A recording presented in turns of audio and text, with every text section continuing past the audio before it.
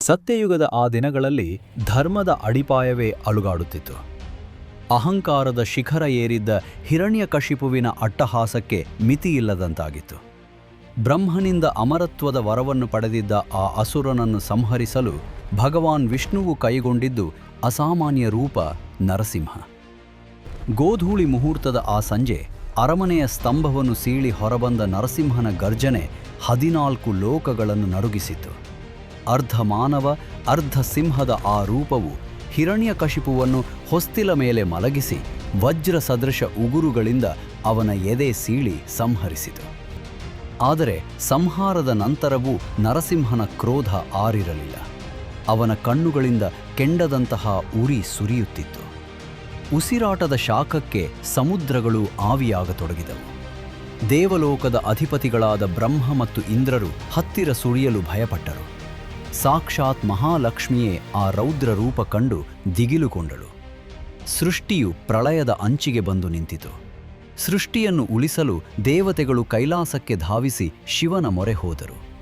ಲೋಕ ಕಲ್ಯಾಣಕ್ಕಾಗಿ ಭಗವಾನ್ ಶಿವನು ಅತಿಮಾನುಷ ರೂಪ ತಾಳಲು ನಿರ್ಧರಿಸಿದನು. ಅದುವೇ ಶರಭ. ಶರಭ ಇದು 8 ಕಾಲುಗಳನ್ನು ಹೊಂದಿದ್ದ ಸಿಂಹ ಮತ್ತು ಪಕ್ಷಿಯ ಭೀಕರ ಸಮ್ಮಿಲನ. ಆಕಾಶವನ್ನೇ ಮುಚ್ಚುವಂತಹ ಸಾವಿರಾರು ಕೈಗಳು ಮತ್ತು ಬೃಹತ್ ರೆಕ್ಕೆಗಳು. ಶರಭನು ಭೂಮಿಗೆ ಇಳಿದು ತನ್ನ ಬಲವಾದ ರೆಕ್ಕೆಗಳಿಂದ ನರಸಿಂಹನನ್ನು ಮೇಲೆತ್ತಿ ಆಕಾಶಕ್ಕೆ ಜಿಗಿದನು. ನರಸಿಂಹನ ಉಗ್ರತೆಯನ್ನು ತನ್ನ ರೆಕ್ಕೆಗಳ ಗಾಳಿಯಿಂದ ತಣಿಸಲು ಶರಭ ಪ್ರಯತ್ನಿಸಿದನು. ಆದರೆ ನರಸಿಂಹನ ಶಕ್ತಿ ಅಜೇಯವಾಗಿತ್ತು. ಶರಭನ ಅತಿಯಾದ ಬಲವನ್ನು ಕಂಡ ನರಸಿಂಹನ ಒಳಗಿದ್ದ ವಿಷ್ಣುವಿನ ತೇಜಸ್ಸು ಮತ್ತಷ್ಟು ಕೆರಳಿತು. ಶರಭನನ್ನು ಎದುರಿಸಲು ನರಸಿಂಹನು ತನ್ನ ರೂಪವನ್ನು ಮತ್ತಷ್ಟು ವಿಸ್ತರಿಸಿಕೊಂಡನು. ಆ ಕ್ಷಣದಲ್ಲಿ ಜನ್ಮ ತಾಳಿದ್ದೇ ಗಂಡ ಭೇರುಂಡ. ಬ್ರಹ್ಮಾಂಡವು ಈ ಹಿಂದೆಂದೂ ಇಂತಹ ರೂಪವನ್ನು ಕಂಡಿರಲಿಲ್ಲ. ಒಂದೇ ದೇಹದಲ್ಲಿ 2 ಭಯಂಕರ ಹಕ್ಕಿಯ ತಲೆಗಳು, ಆನೆಗಳನ್ನು ಮತ್ತು ಸಿಂಹಗಳನ್ನು ಒಂದೇ ಪೆಟ್ಟಿಗೆ ಸೀಳಬಲ್ಲಂತಹ ಉಗುರುಗಳು, ಅಪಾರವಾದ ರೆಕ್ಕೆಗಳನ್ನು ಬಡಿದರೆ ನಕ್ಷತ್ರಗಳೇ ಚದುರಿ ಹೋಗುವಂತಹ ವೇಗ. ಶರಭ ಮತ್ತು ಗಂಡಭೇರುಂಡಗಳ ನಡುವೆ ಭಯಂಕರ ಯುದ್ಧ ಆರಂಭವಾಯಿತು.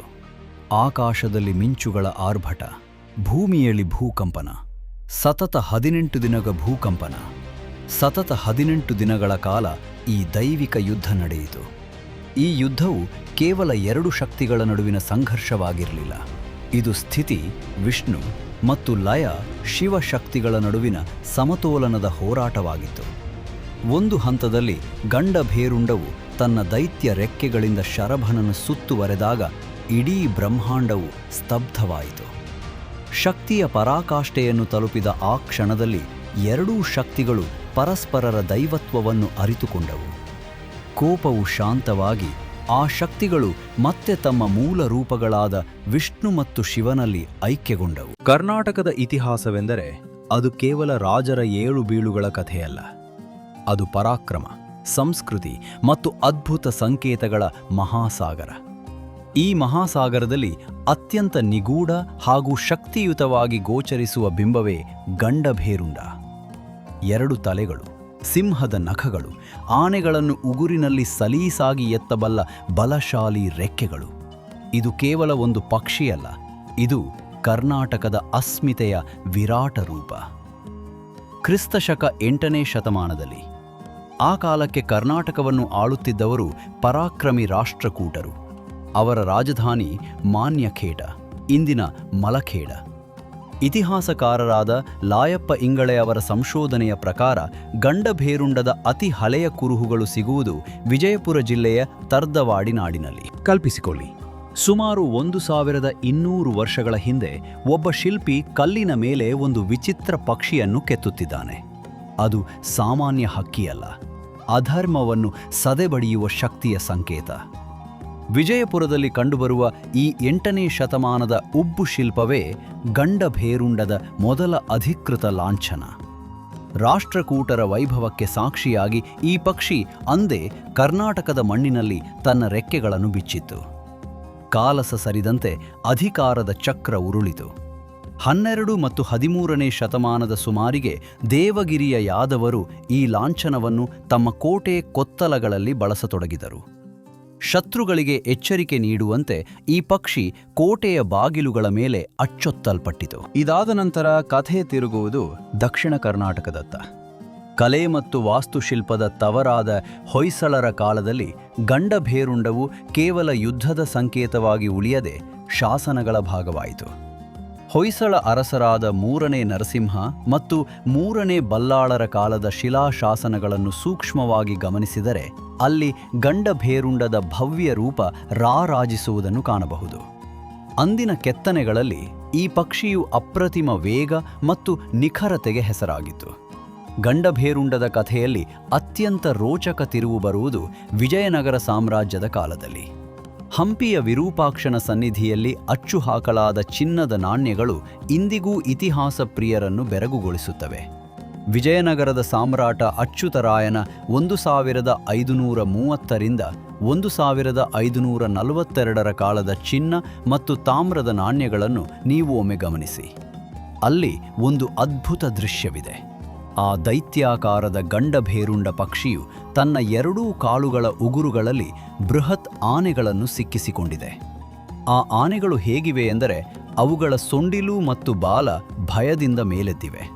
ಇದು ಕೇವಲ ಕಲ್ಪನೆಯಲ್ಲ. ನನ್ನ ಸಾಮ್ರಾಜ್ಯದ ಶಕ್ತಿಯ ಮುಂದೆ ಎಂತಹ ಬಲಿಷ್ಠ ಶತ್ರುಗಳು ಅಸಹಾಯಕರಾಗುತ್ತಾರೆ ಎಂಬ ರಾಜಕೀಯ ಸಂದೇಶವನ್ನೇ ಈ ಚಿತ್ರ ಸಾರುತ್ತಿತ್ತು. ಗಜೇಂದ್ರಗಳನ್ನು ಸಲೀಸಾಗಿ ಎತ್ತುವ ಈ ಹಕ್ಕಿ ವಿಜಯನಗರದ ಶೌರ್ಯದ ಗುರುತಾಯಿತು. ವಿಜಯನಗರದ ಪತನದ ನಂತರವೂ ಈ ಲಾಂಛನದ ಆಕರ್ಷಣೆ ಕುಗ್ಗಲಿಲ್ಲ. ದಕ್ಷಿಣದ ಮಧುರೆಯ ನಾಯಕರು ಮತ್ತು ಮಲೆನಾಡಿನ ಗಿಡಗಂಟೆಗಳ ನಡುವೆ ರಾಜ್ಯವಾಳಿದ ಕೆಳದಿಯ ಅರಸರು ಗಂಡಭೇರುಂಡವನ್ನು ತಮ್ಮದಾಗಿಸಿಕೊಂಡರು. ಕೆಳದಿಯ ಶಿವಪ್ಪ ನಾಯಕನ ಕಾಲದ ವಾಸ್ತುಶಿಲ್ಪದಲ್ಲಿ ಈ ಪಕ್ಷಿ ಮರುಜನ್ಮ ಪಡೆಯಿತು. ಆದರೆ ಗಂಡಭೇರುಂಡಕ್ಕೆ ಪೂರ್ಣ ಪ್ರಮಾಣದ ರಾಜಗೌರವ ಮತ್ತು ಶಾಶ್ವತ ಸ್ಥಾನ ಸಿಕ್ಕಿದ್ದು ಮೈಸೂರು ಒಡೆಯರ ಕಾಲದಲ್ಲಿ. ವಿಜಯನಗರದ ಪರಂಪರೆಯನ್ನು ಅತ್ಯಂತ ಭಕ್ತಿಯಿಂದ ಮುಂದುವರಿಸಿಕೊಂಡು ಬಂದ ಮೈಸೂರು ಅರಸರು ಗಂಡಭೇರುಂಡವನ್ನು ತಮ್ಮ ಅಧಿಕೃತ ಲಾಂಛನವನ್ನಾಗಿ ಸ್ವೀಕರಿಸಿದರು. ಮೈಸೂರು ಸಂಸ್ಥಾನದ ಧ್ವಜದ ಮೇಲೆ ಗಂಡಭೇರುಂಡಟ್ಟ ಪ್ರತಿಷ್ಠಾಪಿತವಾದಾಗ ಅದು ಕೇವಲ ಒಂದು ಲಾಂಛನವಾಗಿ ಉಳಿಯಲಿಲ್ಲ. ಅದು ಕನ್ನಡಿಗರ ಆತ್ಮಗೌರವದ ಸಂಕೇತವಾಯಿತು.